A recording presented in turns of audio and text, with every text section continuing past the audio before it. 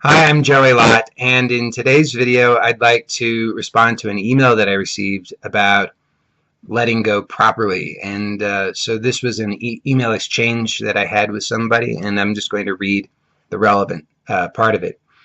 It says, I really like when you said that you don't know what you're supposed to be seeing and discovering, so it may be frustrating, but don't worry about it. I can relate to that. I definitely have times where I want to know that I'm on the right track with all this, so I'm looking for certain experiences. For example, I kind of look for fear/vulnerability now as an indicator that I'm letting go properly. I don't know if that's good or bad, but I guess that fear doesn't necessarily mean that I'm letting go properly. What I got from this is that it doesn't actually matter what you see or discover as long as you're having a look for yourself and developing that awareness. Or have I got that wrong? That might make a good topic to talk about in the next video. I know I'd find it useful. Anyway, thanks. So, so I really like this because this is absolutely an obstacle a lot of the time, and it doesn't need to be. But it's so natural that we want to know where are we going, right? And in my experience, this has been the problem all along, is wanting to know, wanting to predict and have this absolute security and certainty. You know, I spent my life searching for security. Everything that I was doing was aimed to get this security. I wanted to get rid of the stuff that I didn't want, and I wanted to arrive at this certainty where I knew that it wouldn't be something that could be taken from me. That was my idea of what freedom would be. Now, of course, when I look at that, it's obvious that it's just obvious that couldn't be.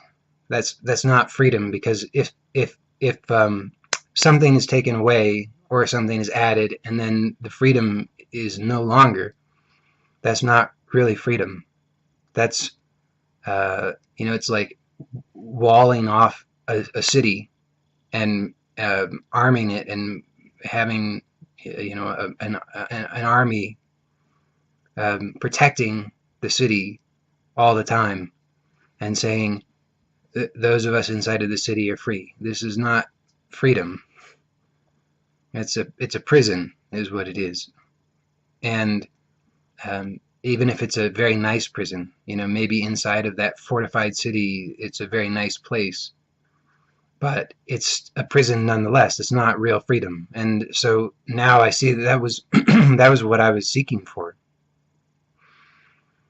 So upon this discovery of, oh, okay, letting go is kind of where it's at. This just to be willing to let go, to be willing to inquire into how am I holding on, and to see that that's a prison, that's not freedom.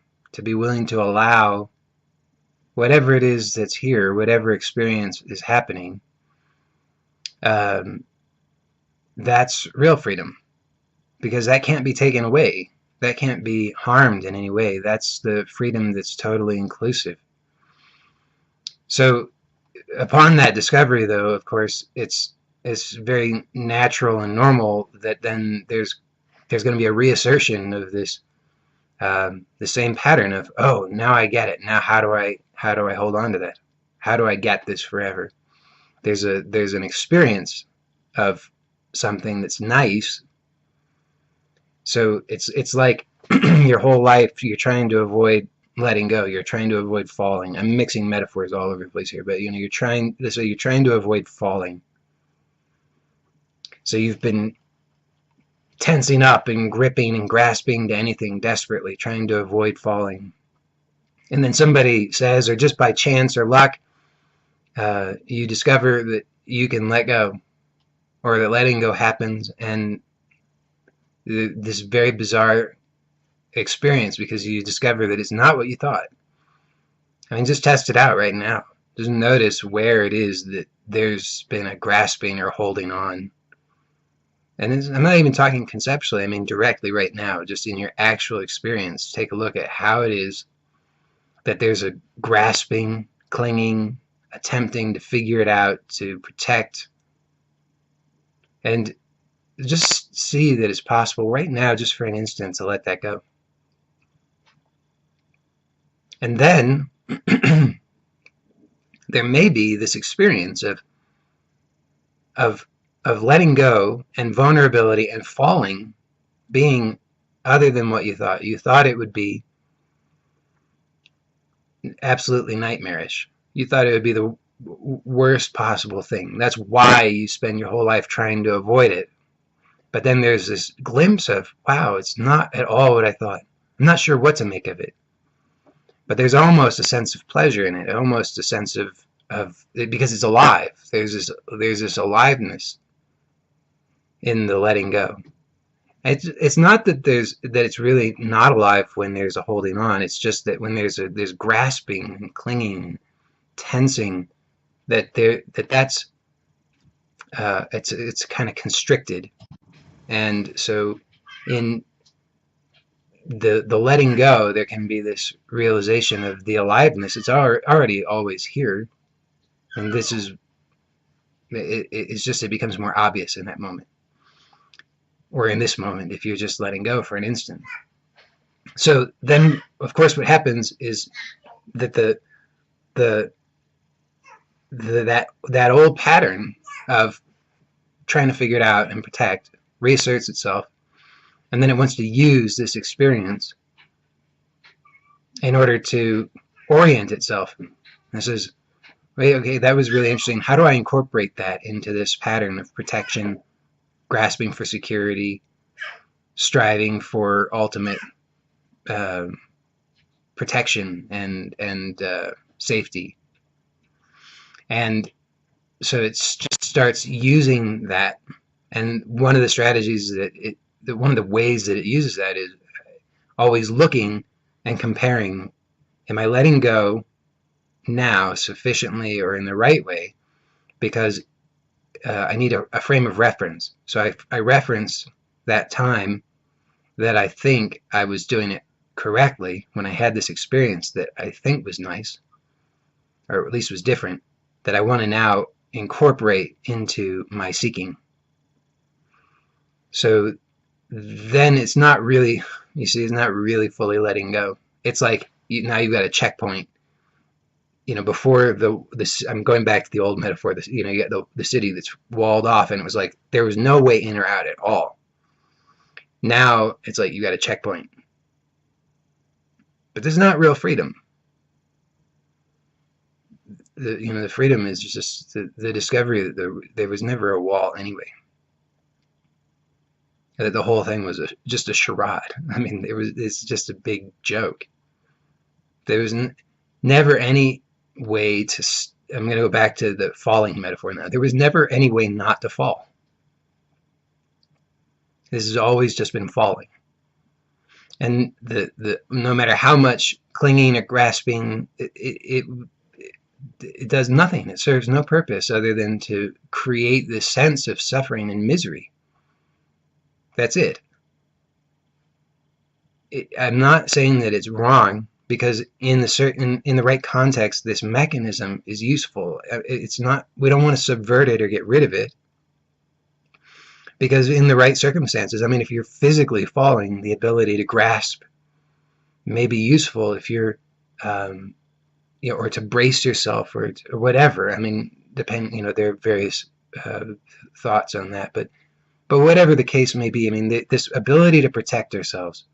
If somebody's coming at you, trying to attack you, your ability to protect yourself or run is useful. So this is a very useful mechanism in the right context. But most of our lives, we're falling, and there's nothing to be done about it. And so we're just desperately grasping and clinging and bracing, and for nothing, because there's no end to the falling. There's nothing to grab hold of. So we're just grasping at air. We're bracing for an impact that's not going to happen. There's just falling. I mean, take a look in your experience. Has it ever actually ended? Has there ever been a landing place where you can say, this is it, I finally arrived. For better or for worse, it's done. That's not my experience. So whenever there's whenever you notice that you're looking to some reference for what letting go should be, my suggestion, for what it's worth, is just be willing to apply the same inquiry to that. And the inquiry is, right now, without trying to analyze it or think about it or figure it out or refer to anything in the past or project in the future, just right now, this direct experience, unmediated, notice how it is that I'm trying to protect myself against my own experience, against whatever it is that's happening, this open, falling vulnerability. And is it possible then to let go of that? And the goal is not to arrive at a particular state of letting go. It's not that there's some perfected letting go experience. It's just the inquiry itself. So as this person wrote, in a sense, yes, it's just to look for yourself right now. Because if you take my word for it, it does you no good. You have to look for yourself. And if you look once and then you use that as just a thing to refer to, as like it becomes like a thing that you hold, like a lucky charm that you're going to hold on to, and when you're falling you can look at it and say everything's going to be okay because I have my lucky charm that I can cling to. But it doesn't do you any good, and so instead it's always just to look now. Look at what's happening right now. Just look directly at your actual experience and see that there's clinging, that there's this grasping or self-protection, there's armoring. And it's not to make that bad. It's just to see it and recognize that it's not effective. It's not doing what you want it to do. It cannot actually protect you. And it can't save you from what's always the case. It's always the case that there's this falling happening. Or you don't have to agree with that metaphor. I mean, it's just one way to describe it. But there's an open vulnerability and a complete inability to defend yourself against that. Because if you look, I mean, again, I can't tell you for certain that this is true, but I strongly recommend that you look and just see that, and I believe you'll see that this is true, that there is no defense against your own experience, that what's happening is actually you. This is you. This is your own experience that's happening. And I say your own experience, I mean, that's misleading too. I mean, there's just, I cannot find the division between whatever I call myself and what this is. It's only conceptual that division seems to exist. So all of this effort trying to protect myself against what? Against myself. And it just to look and see that there's a lightness there. I mean, there can still be intensity and terror, and it can be horrible oftentimes. Life is like that, but there's also a lightness to it, because there's a disappearance of what was never there. It's like the story of the snake in the rope. Probably know the story. The man it's dark, and there's a man is in a room, and he sees what he's certain is a snake in the corner that's coiled and ready to strike, and he's terrified, and all night he's just in terror of this snake.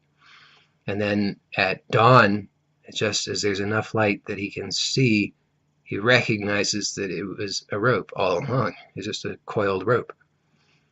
And so this is that recognition. There's this lightness or levity, because there's a recognition that what I thought was the case never was. There's a disappearance of what never was. The disappearance of that wall around the city, the disappearance of the city altogether. There's just the open, unarmed, unfortifiable vulnerability, and that includes all of it. There's often terror and fear and anger and frustration and anxiety and depression and boredom and all of it. That's all included. At least that's my experience. So I hope this video has been helpful, and as always, if you have a question or something that you would like me to discuss in another video, you can send me an email to joeylott@gmail.com. That's joeylott@gmail.com. If you're watching this on Facebook, please like my page. If you are watching this on YouTube, please subscribe to the channel. And in any case, please visit my website, joeylott.com, and you can sign up for whatever free offer I have available as you're watching this. As I'm recording this, I'm giving away a free ebook called Lose All the Way. Just go to my website and you can sign up and get it for free. Thank you, and I'll see you next time I do a video. Bye for now.